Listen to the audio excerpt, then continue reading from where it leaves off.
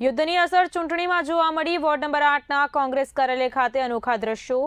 કોંગ્રેસ કાર્યાલય ખાતે ચૂલા પર રસોઈ બનાવવામાં આવી છે। દરરોજ અનેક કાર્યકર્તાઓ માટે ચૂલામાં થઈ રહી છે રસોઈ તૈયાર। સમગ્ર મામલે વોર્ડ નંબર 8માં ઉમેદવારોનું નિવેદન।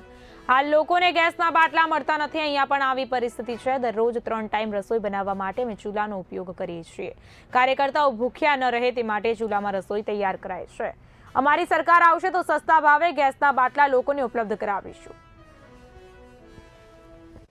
આજે અમારા કોંગ્રેસના કાર્યાલય ખાતે કાર્યકર્તાઓ માટે ખાસ કરીને જમવાની જે વ્યવસ્થા કરવાની, ચા પાણી ચા પાણી અને જે જમવાની વ્યવસ્થા કરવાની છે, નાસ્તા માટેની વ્યવસ્થા કરવાની, એની અંદર પરિસ્થિતિ એવી થઈ ગઈ કે અમને પણ ચૂલો નથી। સામાન્ય માણસોને બેરોજગાર લોકોનું શું થતું હશે એની પરિસ્થિતિ આપણે જોઈએ।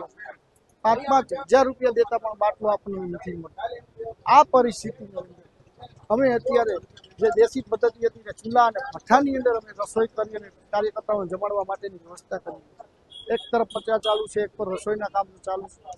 બીજી તરફ ખાસ કરીને જોઈએ તો આપણે આધાર કાર્ડની, પાન કાર્ડની, પેટ્રોલની, ડીઝલની લાઈનો લગાડી, ગેસના બાટલાની અને ભૂતકાળની અંદર સ્મશાનની અંદર પણ લાઈનો લગાડી। હર હંમેશા લાઈનોમાં માનતી સરકારની સામે જે લોકોએ ખાસ કરીને પોતાની સાથે થયેલા અન્યાયનો જે બદલો લેવો હોય તે આંગળીના ટેરવે 26 તારીખે પોતાની આંગળીના ટેરવાથી એક બટન દબાવી અને ઉજળું ભવિષ્ય પ્રાપ્ત કરી અને લોકોએ પણ બદલો લેવાનો સમય આવ્યો।